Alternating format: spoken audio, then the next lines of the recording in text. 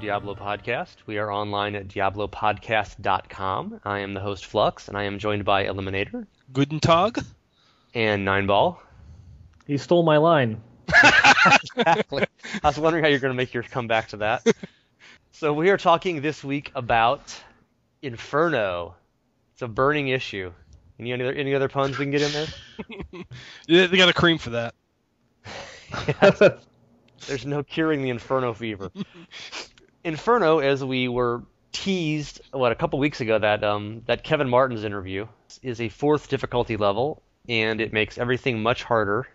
When do you guys jump on that? Explain it, and why is it good? Who wants to talk? The Inferno is going to be the 4th difficulty that they have in Diablo 3. Instead of the previous setup where it's just, normal Nightmare Hell, since you're actually designed to beat hell in order to finish the progression of your character, they decided to tack on one more difficulty for something to do once your character is max level 60. So you start off going into the difficulty with all of the monsters being level 61, so they're just one step above you, and it goes from there. And what is wrong with is the fact that it's not really going to stop anybody from doing any sort of runs. So you think it's just runs with higher monsters and higher loots? Exactly. They'll pick last act runs because most likely they'll be the highest level, because he said it starts at 61, so obviously it goes up, and they're probably going to drop the best stuff, the higher level guys. So, well, I think there'll be other things that you could do, in which to get gear or finish off your character. I mean, there's plenty of other different progression paths. Visa, MasterCard, PayPal, that type of thing. They implemented a percentage done feature. So if you're playing Act 1 and you do 100% of Act 1, Act 1's boss will have a higher percentage, maybe just slightly, of dropping better loot.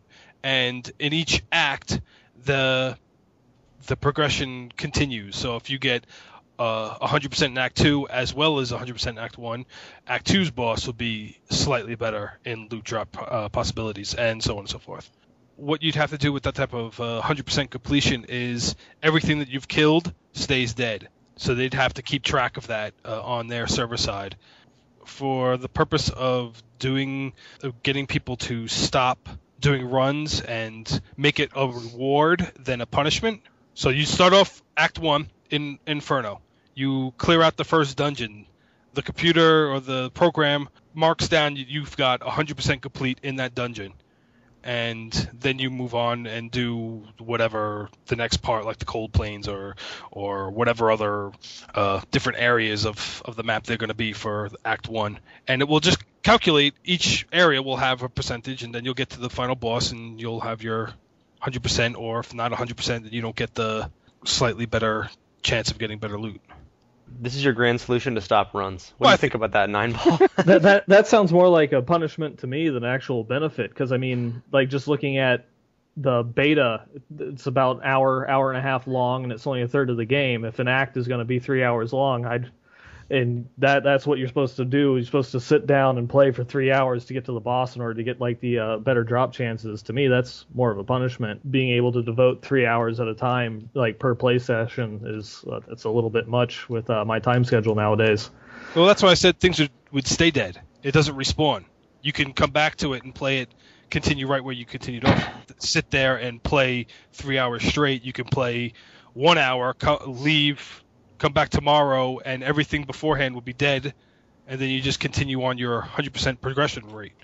No one's going to do an entire act just to get 1% better drops at the end of it. They're just going to do the end of it 100 times. Whatever the percentage you needed to do to make it enticing enough. Yeah, well, even then, it's like the boss doesn't have to be the lucrative, mob to farm in Inferno. It could be like people would go through and do, MF runs through the pit, or they would do the MF runs through, Worldstone Keep, because it was level 85 and had Bale at the end, so they'd go and kill him anyways. Jay already said that they're going to watch that, and if they see, a very large percentage of the players congregating in one specific area, they're going to nerf it. That's why I was saying that if you gave the percentage and you had a reward at the end of the board, people would be more likely to want to do the whole act and then get the reward at the end. It's actually kind of similar to an idea that I had previously, though it wasn't in the chats on the forums, wasn't received very well, is the concept of, you go through the act and there might be like 3 shrines at the end of a specific dungeon, and, will be like 3 dungeons that you have to find within the particular act itself. And if you, clear each of those dungeons and activate the shrine at the end of it, it'll make it so that the boss drops better loot, something along those lines. And you just basically, the premise would just be, well, that those 3 dungeons are out there. You just are going to be hopping waypoints, finding it, and then once you find it, you grind through the entire dungeon, and then move on until you actually get all of them and move on to the boss. It doesn't sound like either of you guys are real optimistic that Blizzard's stated solutions or their approach to stop running is going to be what works. I just think nerfing areas isn't necessarily going to be the best option.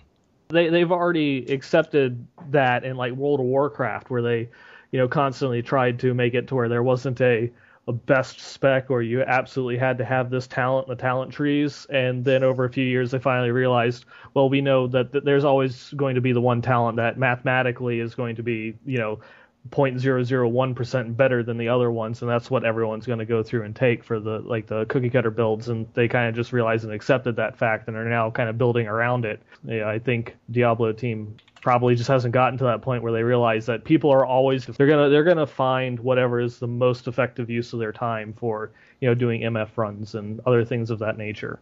How about diminishing returns for repeating areas? I don't really like that in that respect, because then that's penalizing you, for going through for doing the same thing over and over again, though. So if it's kind of like the opposite of Eliminators. Yeah. Reward you for the whole act. It's punish you for the small act. Yeah, so like the second, say the second or third time you do your Pendle Skin run, you get a little on-screen thing, item drop, magic find 20% penalty or something like that. But of course, then when people just disconnect and start a new game or something, or is there a timeout on that? How does it enforce the length of it? That's why I always think rewarding people is better than punishing people. As you guys have said, they have made numerous comments that they want to reward world exploration instead of runs. They're thinking about maybe potential magic find bonuses if you do multiple areas, etc. We seem to be taking a little more hard-edged or utilitarian approach to that and saying, well, it's all nice and fun and cool to say that, but if it's more rewarding to just grind the same stupid 5 things over and over again, they go and get ground. Yep. Yeah. That's how much endgame long-term grinding did you guys do in Diablo 2? Personally, I hated doing the same thing over and over again in one small area. I'd rather just run through the entire game, even though it wasn't the most efficient way to do it. Probably a lot more time than I'm willing to admit. The most recently, when I started playing again earlier this year, we actually got a group of people together and we would, break it up to where we would be doing key runs. And so, this person would go kill Countess, this person would go kill the Summoner. We'd have 2 people go kill Neelathok because he's asshole. And then we'd have a couple other people that would be in there, and then they would go kill Andy and Diablo and Bale. And so we would just, get, a 6 to 8 player game going to maximize the drop rates, and everyone would be hitting a different target. And if somebody got bored, we would switch. You guys have obviously done your fair share. You've certainly done more Diablo 2 grinding than anybody on the Diablo 3 team, as far as we ever heard. It definitely seems like that at some points. Yeah, I mean, I did tons of that as well, especially 109 and 110. I did all the cow levels, and I remember back when it was bloody runs, before the cows were even good in early D2X. So we've obviously done a lot of the running, but I also used to enjoy experimenting some, especially in D2X. I mean, you could go and do pretty well, like if you were level 75 or 80 or 85 in Hell, before, the current versions, they've nerfed the experience gain more, but like you could go to the Flayer jungle with like, a Boazon and just clean house, just because there were so many tiny little targets and like multi-shot would just absolutely own them. And of course you weren't getting the same quality of drops as you would from, secret cows or whatever, but I mean there were a few places you could go and kind of, depending on your character type and specialize. It's just that it became so obvious that there were some areas that were better, and then once you got past a certain level, you had to do the highest level stuff to keep getting experience. The super uniques had this big drop bonus in D2, and they could just make random bosses have the same drop bonus in D3, which would make, any level you go to, you might find 5 bosses the equivalent of Pendleskin, instead of just doing whatever, small area that actually has the Pendleskin type boss the Diablo 3 version of that. Yeah, that would good. work. Yeah. What would be nice? If only it hadn't taken me 15 minutes to explain it, it would have been perfect. I think it would be nice though, because they had said that this is just the start. Inferno is just the start of their plans for Endgame. It would be nice if they had just more options for players. You know, maybe they could earn gear in a sort of endless dungeon. I know some people like it, some people don't, but they could have that, or they can do like a survival type horde mode type thing. Yeah, that horde mode gets mentioned a lot on the forums. Like every week, there's like a new thread or someone else suggesting it. Can one of you guys describe that for our listeners? Horde mode is a multiplayer co-op mode where you and your friends try to defeat waves of enemies that progressively get harder. So usually it's a kind of small map. Say if you picture the size of Loot Ghislaine as your map, and then they spawn from whatever corners of the map that they would have access to, and you would try to just survive those waves as long as you can.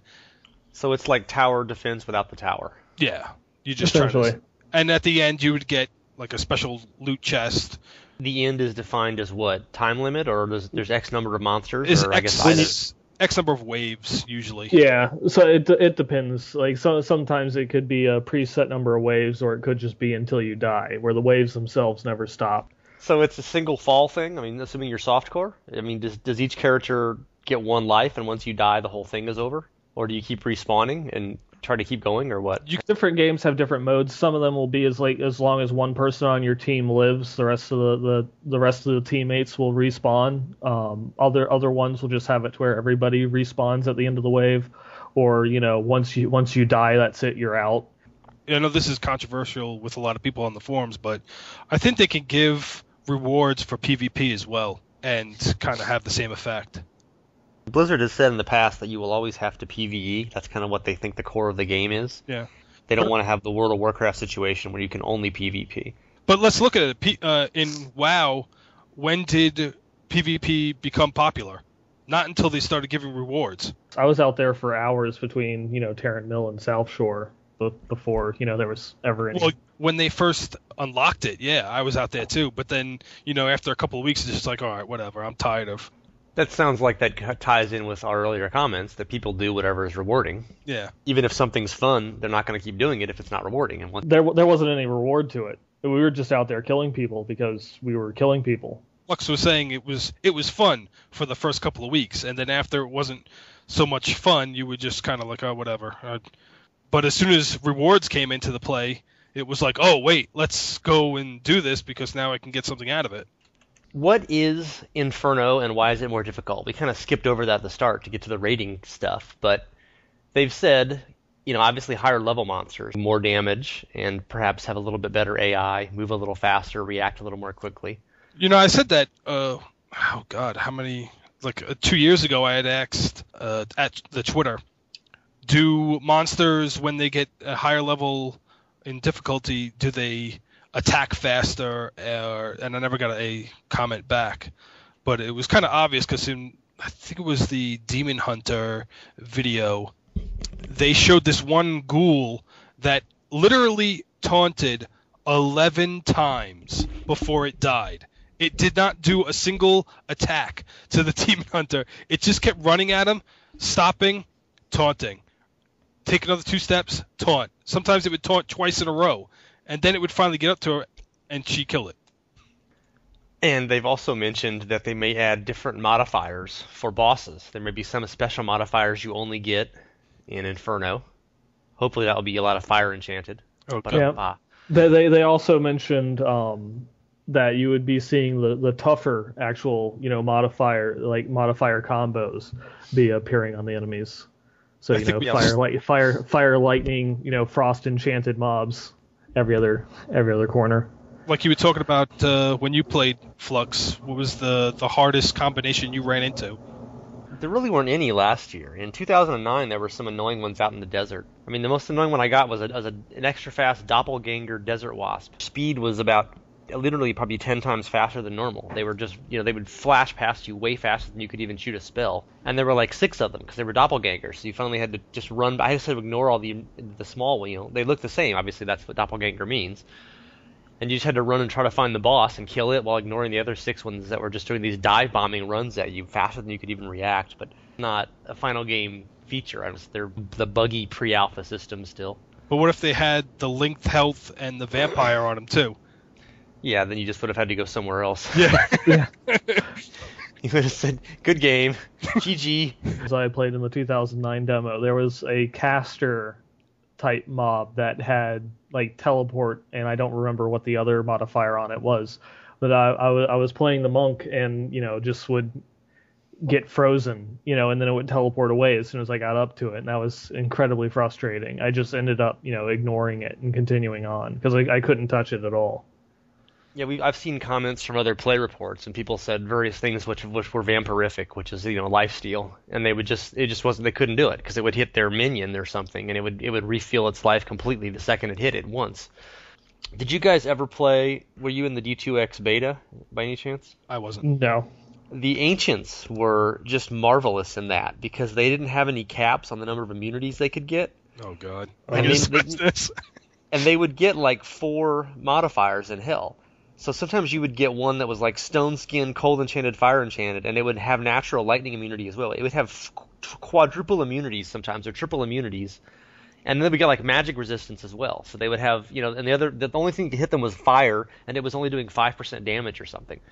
So you would literally have to respawn them, in a big game of like 6 people, like 5 times. You just look, and one of them will be, PI, LI. We can only hurt this guy with one spell of the 6 people here, and they're dangerous.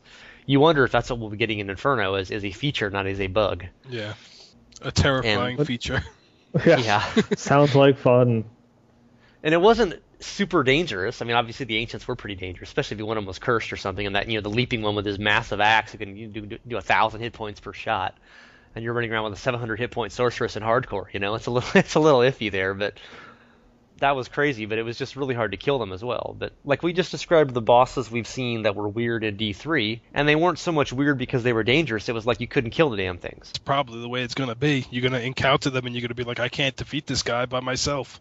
I mean, anybody who played Diablo 2 back in the day, especially D2C, remembers that, MSLEs were essentially instant death for almost any character, just because of the way the lightning bolts stacked with the multi-shot. Mm-hmm. And you could shoot one from the edge of the stream with a boson, and this bolt of lightning that was like an inch across would just come wobbling out. And it's like, if that hits me, my game is over. And this was hardcore for me, so it was like, yeah, that's really a bad thing. But that was interesting, but of course that was a bug, and they fixed it eventually. And there's been other bugs, like the extra strong fire enchanteds for a while. If you were next to one when it died, it would blow up and do about 2,000 damage, and that would kill most characters. In theory, we're going to get in Diablo 3, with the redesigned health system and everything, that we're not going to have just one-hit kill monsters. I mean, they've always said that the problem with D2 was that it wasn't consistently difficult. It was really easy, and then you get one impossible boss, and it could kill you in one shot.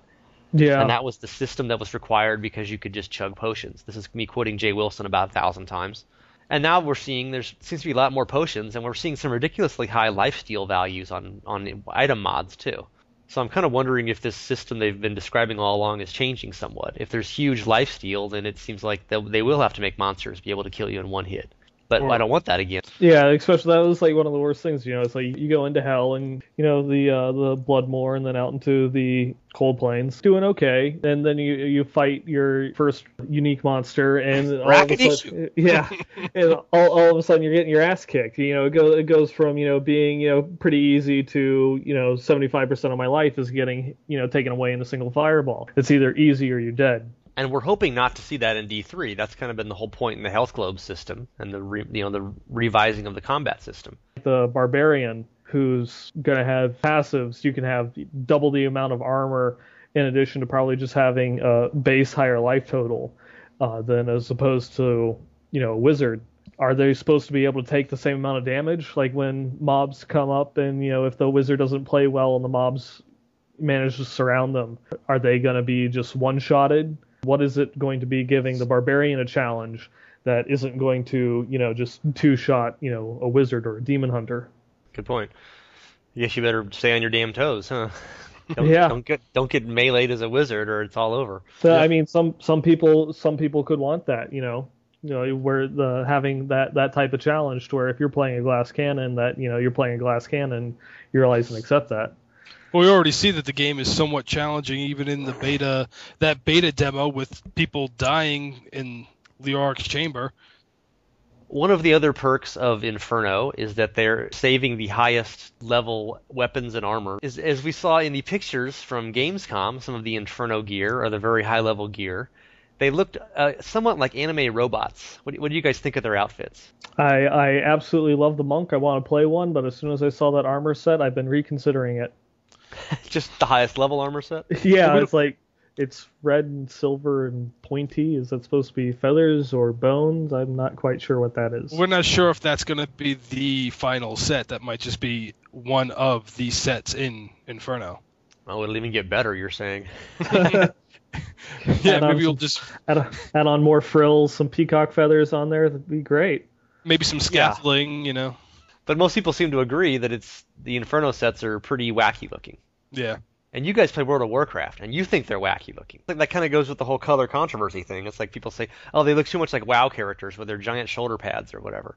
But these armors, you guys have seen all the WoW highest level armor, obviously. Mm-hmm. This is a level beyond what you see in that game. Yeah? They've actually toned down, I think, a little bit of WoW's higher armor sets. They're not as ridiculous as tier 5 and tier 4 were. Yeah, some of the Burning Crusade sets. Yeah. So they've added new higher level sets in the expansions. Mm-hmm. And they're not as flamboyant as the previous ones. Some classes that get shafted. I think the last tier, like paladins were like Birdman or something like that, or wearing and priests have I'm just trying to think of how I can say this without turning it into a huge pun, but they went from wearing toilet bowls on their shoulders to now wearing a toilet bowl on their head. So their item sets have gone down the crapper. So are we going to get to the next WoW expansion, and people are going to be like, this armor is ridiculous. It looks like something out of Diablo 3. You mean Mr. Pendle? That would be awesome. I would actually love to log on and hear that in trade chat one day. So another thing Jay Wilson mentioned is that players actually might need to stay in Hell for a while to level up. Well, not to level up, obviously, but to get higher quality items. I guess we'll be doing our item runs in Hell to get gear that's good enough to go play in Inferno. Very similar to kind of like Endgame raid runs in WoW. That was what I was going to ask you guys. That's what I've heard about World of Warcraft. You have to do one raid to get the items that are good enough to do the next raid, basically. Mm-hmm. Yeah, or even just like in Diablo 2, because it's like you can beat Baal at like level 25, but if you try and go into Nightmare at level 25, you're kind of screwed in that respect. It's more geared for you being around like level 40, and I'm okay with that. Where if is there going to be really much challenge in Inferno 6 months from release if I can hit level 60 and immediately jump into it? That doesn't sound like it's the challenge that they've been hyping it up to be. If I have to then go back and continue to grind out gear from Hell for another couple of weeks before I can even attempt to step foot in it, that begins to live up a bit more. That's another thing with the challenge factor that we were talking about in the beginning. Once you get better gear, the things that were in the beginning of the Inferno that are level 61 are not going to be nearly as challenging as the stuff near the end because of the fact that you'll have better gear. What they've been describing Inferno as has already been contradictory, because in one thing they say the beginning of it, the mobs start at 61 and can go up from there. And then another aspect, they said that the difficulty will be flattened across Inferno to where it's the same relative difficulty level throughout the entire game. I wonder if they're going to have some sort of gear level. Like they will assign a certain amount of level to your gear, and due to that, they will increase the power level of the monsters. So you're saying the difficulty would scale by your equipment? Yeah. I don't know. I mean, how would you do that in a party, though? Take an average, yeah. And the person who's got all his MF gear is going to get screwed because he's stacked all the Magic Find stuff on him, and then he's going to get eaten alive. Well, wouldn't people just wear crappy stuff to start the game and then put their good stuff on once they were in it? Just to exploit that? Or I guess it could rebalance every level. They'd probably rebalance as soon as you put the gear on, maybe. your Magic Find gear could still have a very high item level on it.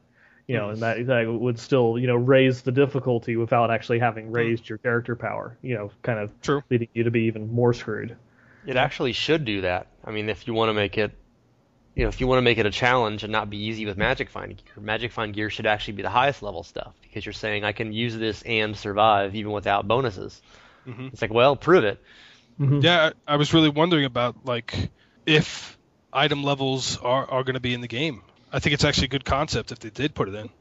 You mean in some way affecting the other stuff in the game? Yeah, exactly. But I'm talking about the item level that they have in WoW, where they actually have up to, what is it now, 375 or something like that. Well, no, wait, it's a lot more than that. 9. Yeah. Yeah, but I think Eliminator is kind of thinking it more in terms of in WoW you have set item levels, and it's information that's given to the players, and you have certain barriers of entry of doing certain content until your item level reaches a certain point. It's not some mystical hidden number on the gear like it was in Diablo 2, although in D2 everything did have an item level, and the better you understood that, you could actually go to specific areas like the pit or farm Worldstone Keep without having to actually do bail, and you had a really good chance because the creatures there were high enough level to drop any item level in the game, something like a grandfather or anything like that.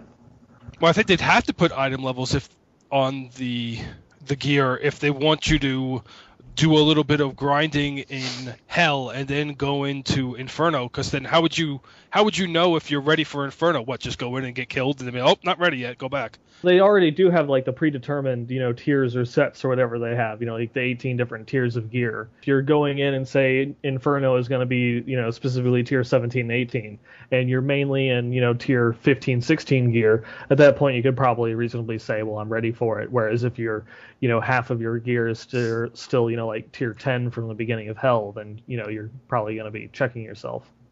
Yeah, that's especially important for anybody who's playing hardcore, because one mistake and that's it for you. That seems like that system of the items and the levels and such being so rigid would really lock you into using only the highest level, highest gear set and highest tier items. I mean, in terms of them, they have to make those items be the best. I mean, it puts pressure on the developers if they're having things depending on item level that much to make sure that the higher level stuff is better, which obviously means players will only want to wear the higher level stuff.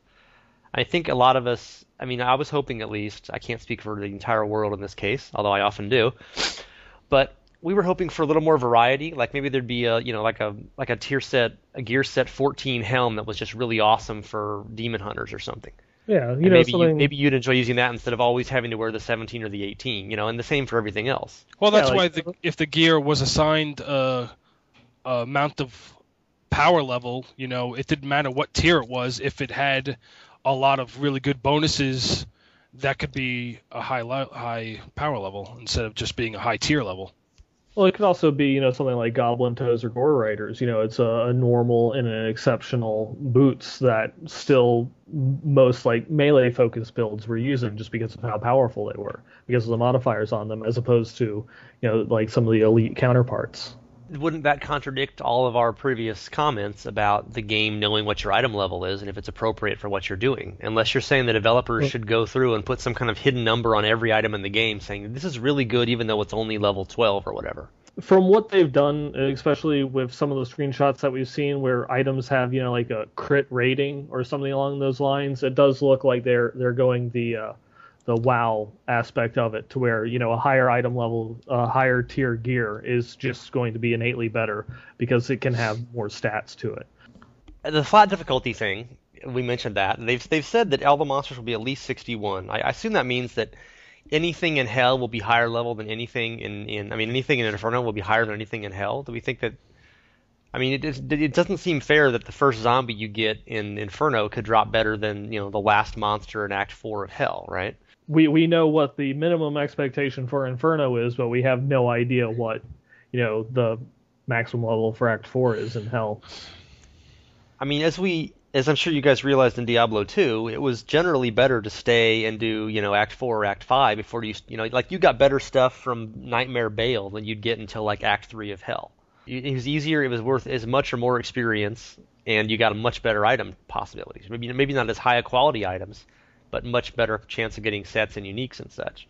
Yeah, So you'd just stay and do bail runs until you were like level 70, and then you'd jump right to like Act 4 of Hardcore if possible. You just rush through the first several acts. and with their logic, with them saying that all the monsters will give you a reason to want to be in hell and do the whole thing. I mean, Inferno. Yeah. Exactly. Be in Inferno and do the whole thing of Inferno is because of those items will be kind of standard across the board. And how does that work? How do they make the first zombie in Inferno be harder than the last, harder than Diablo's minion or whatever? It's a comment I think Bashiok made about that when someone was asking about the flat difficulty, and him saying that even though like they're the same level, just the enemies in Acts 4, like 3 and 4 and such, are just going to be innately more complicated because they have better AI and they have better sets of abilities or like wider sets of skills that they have at their disposal. And that just innately makes them harder, even though they'd be the same level. But don't they have to drop the same type of gear because of the fact that otherwise you'll just be doing runs of Act 4? Exactly. Yeah, it's complicated. It really is. And yeah, I got a little bit of Bashiok's quote here on this. He says, there will probably still be a slight difficulty curve in Inferno as enemies simply become more complex and have greater abilities later in the game, much like you just said. But we're making an effort to make it as even across the board as possible. It's something we'll very likely have to keep tweaking after release.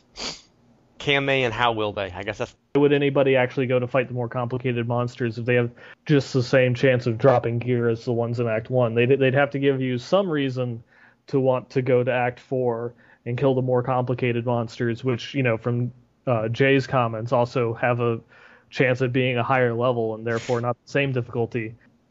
Did you guys see? I just posted it today, but it came up a few days ago.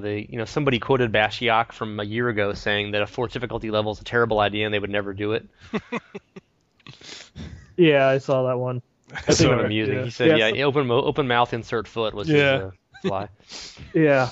But I thought that was interesting, enlightening in terms of they obviously hadn't done anything on Inferno yet a year ago. They were still completely conceptual on their endgame stuff, or else he wouldn't have said that. So it shows you this has really come together pretty recently.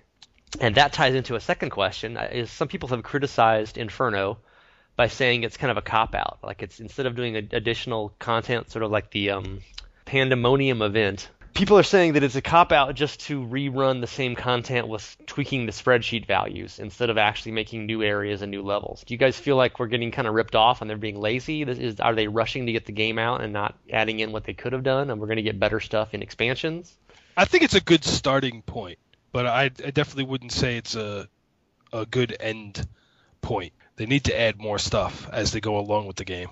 I have to agree with that. I think it's a good start, but I am disappointed considering up until this point they had talked about magic find runs or something being just one aspect of what they have planned for Endgame, meaning that there was something else that they had planned for us to go through and do besides just running through and killing mobs. It comes down to, do you want the game this decade or do you want to wait? I guess I'll take the game this decade. Yeah. For 500 Alex. And they're going to be, they said that, they keep saying we're going to be tweaking it after release and there's going to be patches, and obviously they're going to add more stuff in the expansions. So is this going to hold us for 18 months until the expansion? I'd say probably. Did either of you fine fellows ever get a level 99 character in Diablo 2? No. No, me neither. I never really wanted to do that.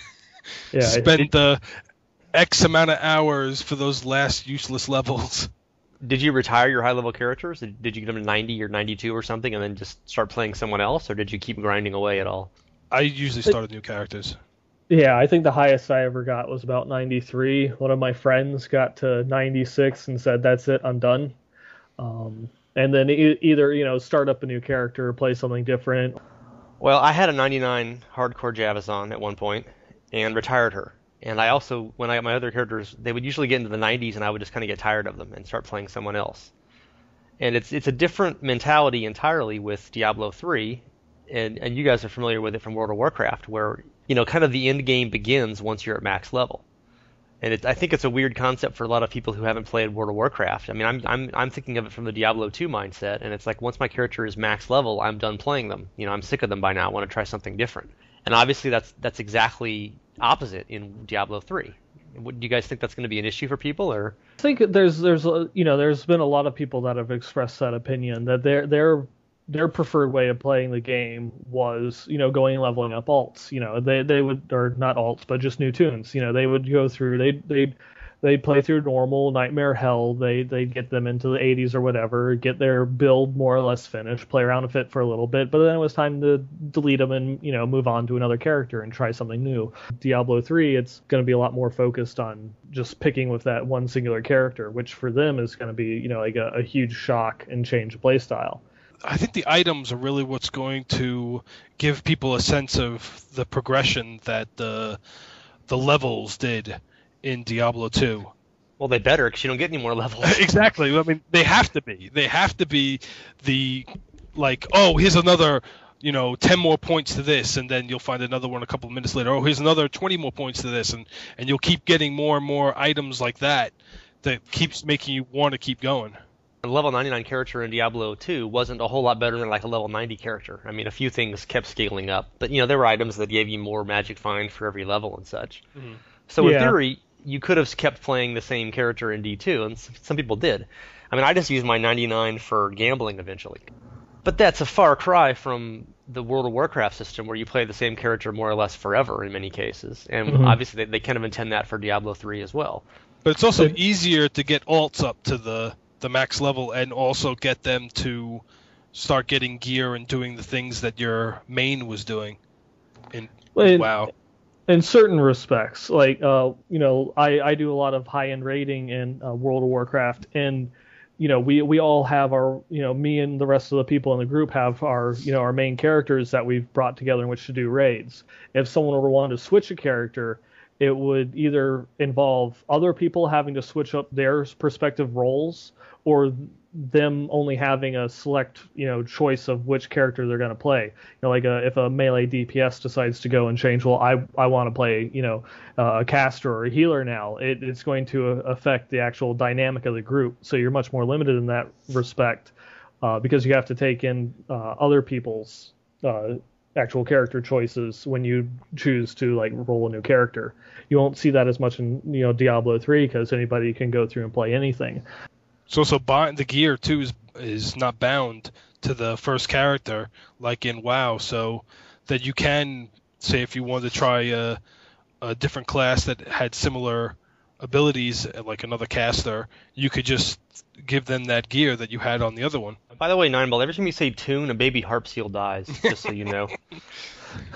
I think also it's just, we know you're supposed to get to max level in D3 just by going through normal Nightmare and Hell, and that got you to about level 58 in Diablo 2 if you didn't repeat areas at all, right? So yeah, it's very different. It's not going to take you weeks and weeks and weeks of grinding to get just to where you're starting to finally do Inferno, you were doing that. You were actually max level long before. Oh yeah, it's like you go through and look at it. It's not as much in Cataclysm because I haven't played anywhere near as much, but like in Wrath. Neither does anybody else. Yeah, in Wrath of the Lich King, it's like when I switched over to playing my Death Knight, you look at you could actually type in like /played and it would tell you the amount of total time that you've played on your character, and every couple of weeks that the percentage of the time spent at level 80 is just growing and pulling away from the time spent leveling your character. Well, I guess that's not entirely a fair comparison with the Death Knight because they start out at a much higher level, but you'll notice that time spent at the max level continues to increase versus the amount of total time that you've played the character. Yeah, it's like when WoW first came out and I started playing it, it took me about I would say about 3.5 weeks to get to level 60 because I was insane and had no life. Oh god, yeah. So I basically just really leveled up to 60 and then for like 2 years was at 60 doing, whatever I found was interesting at the time. Hardcore Inferno. I mean, they've said, someone asked about it in Bash Checks, like Inferno is the same on hardcore is not hardcore, and if you can do it, you can do it, and if you can't, you can't. Do you guys think this makes any ill omens or precedents for hardcore, or it's just more of the same? I don't know how much we can compare it to Diablo 2, but I mean, like Diablo 2, when you have a fresh hardcore character going into hell, it's like you avoid certain uniques with certain modifiers and such because you have that chance of being one-shot. I probably won't have to worry so much about being one-shot in Inferno as you did in Diablo 2. But I think you'd be playing it with more or less the same mentality. Well, I'm going to stay away from that pack because they have that enchant, or I'm not going to fight these mobs. It's like if you get gloams rolled, you might in Act 4 you'll probably re-roll the game to get a different minion spawn or something along those lines. But I'm sure many people will be up for the challenge. No, I think it pretty much sums it up. You're gonna try to avoid things that you are not really sure. You're gonna walk with caution, walk on eggshells. If you see something with a ice enchant and you don't really have much of a way of getting away from him, you're probably not going to try to go anywhere near them. Do you think that would really differ for softcore, though? I mean, you don't want to die there either. Well, I think with softcore, you'd be like, let me just try it, see if what happens. If I die, I die. Who cares? I just lose a little bit of gold from durability loss. It'd be like some of my first Ubers runs where, I ended up dying like 25 times. It's just, I'll just keep throwing myself at it till the corpses litter the screen. I can't see anything else. Well, as we know, Diablo 3 has that crippling 10% durability loss per death, so people will be playing very, very carefully with the 1 second, delay before they can respawn. Oh, wait. I'm scared. A lot of people have mentioned that Inferno actually means hell in many foreign languages, many non-English languages. Just the words translate the same way. So they're going to change hell, the pronunciation for hell in those countries? I don't know. So now Diablo 3's difficulties are normal, nightmare, hell, and hell. Yeah. So it's going to be normal, nightmare, really bad nightmare, and hell. Who knows? Hell and hotter hell. Hell's hell. It reminds me of there's no word for wizard and sorceress and sorcerer are the same word in German. So they literally have had the same name for the character in all 3 games. I guess there's a unigendered word for sorcerer and sorceress, and it's the same as wizard being the same for both genders. Sounds all cool for us in America, but over and overseas, it's just like, what are you talking about? It's all the same word. Yeah, they had the exact same character in all 3 games in Germany. Yeah, there really should be a levels of Inferno, right? There's not a 9-level dungeon or something. Yeah, at the bottom of it, Diablo's frozen on the floor and he's chewing on Lazarus. That would that would be perfect. Okay, that was a podcast on the burning topic of Inferno and the itching and the scratching. Any other bad puns we can work in? Nope, that's about it. I think we covered all of them. Hopefully we won't get flamed in the forums for this. Oh. It's going to be a hot night when the game comes out. Yeah, that sucked. Sorry. Yeah. Right. Okay, guys. Thanks for your Inferno thoughts. Thank you. You guys have been listening to the Diablo Podcast, and we are online at diablopodcast.com. And we'll be back next week with something different. More of your burning questions. It's your fire. We need a Beavis and Butthead thing coming in here. Fire, fire, fire. No. All right, guys. Yeah, Corn Infernio. Okay, talk to you guys later. All right.